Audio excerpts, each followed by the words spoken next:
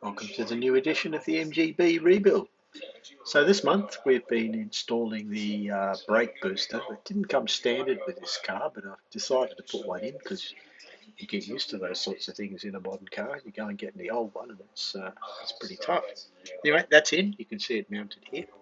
I've also taken the time to review my wiring diagrams because the wiring's now finished. So I've updated the wiring diagrams to the as-built configuration so that should I sell the car in the future, that the poor new owner isn't saddled with some unique wiring system that they have no idea how it all works. So the diagram now accurately reflects what I built. So I've got the diagram, I've got a plug diagram that shows you all the pinouts of the various plugs, and then I've got a loom diagram that shows where all the looms run and where all the plugs are. So having finished all the looming, I've refitted the dash, and then we're going to plug in the looms. I'm going to make sure they all work, so some functional testing is in order. So everything actually worked. So other than one transposition of a few wires in the boot where I swapped the brake or the park light and the indicator because the colour codes were very similar, everything worked perfectly. So the only remaining thing to do here is I'm going to build a nice little cover that covers this electrical panel. It makes it look pretty. So having completed the electrical, it's on to things like heat and soundproofing. So I started off by putting in some heat proofing material under the tunnel and over the top of where the exhaust pipe runs under the floor. So that'll hopefully block most of the high temperature sort of stuff from intruding in on the cabin. The next step is sound and noise proofing. So the way I've decided to do this is that my first layer inside and up all the firewalls and things like that will be a butyl-backed aluminium coated adhesive system. The butyl doesn't smell or do anything silly. It sort of sticks pretty well and really deadens the sound out. So this is going to be applied into the tub all through the inside. It's going to be inside the doors on the skin to take the drumming sound out of that. It goes up the firewall, provides a very good sound deadening and insulation layer. To complement this, we've got a nice under bonnet insulation material and an under boot insulation material.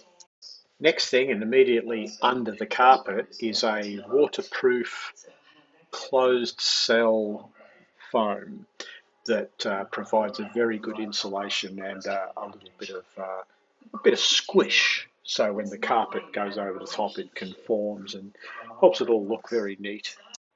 So with the soundproofing and the underlay done, it's time to start putting the carpets in. So the first trick with the MG is all the carpets that are glued in. So it's out with the can of contact adhesive, and you start with those small carpets that run along the door sills. Then you do the ones that are over the wheel arches at the back, and then the one that sits against the back battery pack. And then the tunnel carpet, and then the top carpet, and then gradually building up from there. Once the glued ones are done, you're into the fitted ones. So that's the two that sit under the driver's feet, the passenger's feet, and the one that goes over the top of the batteries. Those are pre-done and they're pre-trimmed, but you've got to fit the press studs that hold them in place. So they're done with a little carpet clip. You pop rivet a stud on the floor or wherever it has to be held down.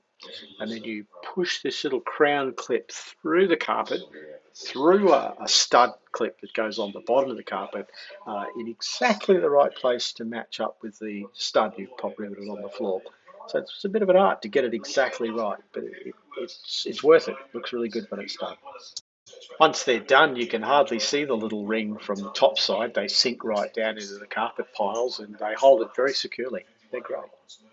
So with the glued-in carpets done, it's time to fit the ones that sit under the seat. So I made up some special little studs to screw into the seat rails, and then put the carpet on top and pushed it down and skewered the carpet. I was then able to punch holes through the carpet where those bolts go through, and then we're ready to put the seat rails in. With all the carpets now done, the interior is starting to look really grand. Next step is the vinyl panels. So with the carpeting done, it's onto the vinyl. So I started with the easy one, that's the back one that sits over the boot area. Then there's the two that sit over the wheel arches at the back. Then there's two that are adjacent to the footwells on either side. And then it's the doors. They're a bit harder and a project all to themselves. So with these projects, you've got to keep yourself motivated.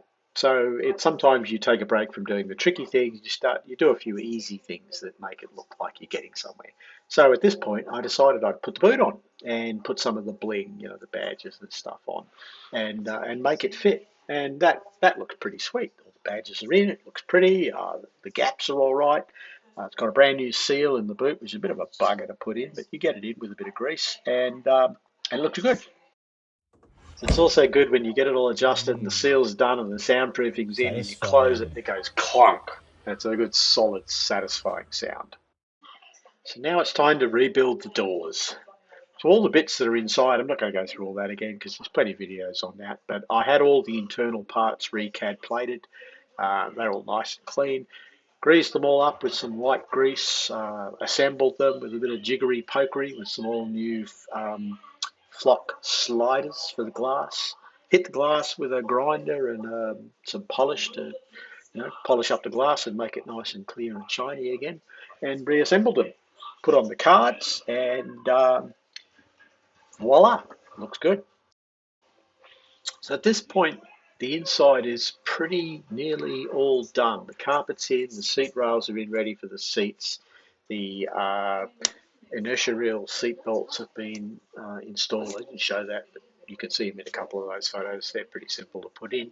The only thing left for the interior really at this point is to put in the dash, but I'm leaving that until the very last thing. And I want to make sure that I've got everything that needs to be done underneath and inside where I well, I've got the car on the rotisserie and I can turn it on its side and make those things easy. I want to get them all done before I take it off the rotisserie and we start doing things like suspension. So while it's up on the rotisserie, there's a little bit more bling to put on. So these are the chrome strips that run down the side. So you've got to put in these pop rivets that go down the side. So I made this little cardboard template that's got a hole in it because when you're pop riveting these on, pop rivet guns have a real propensity to, when they break the nail, they skip off the side. And if you're not really careful, you can put a nasty little chip or scratch in your paintwork. So by making this little template with a hole in it, if that happens, then you protect the paintwork and you get the pop rivet through the middle there.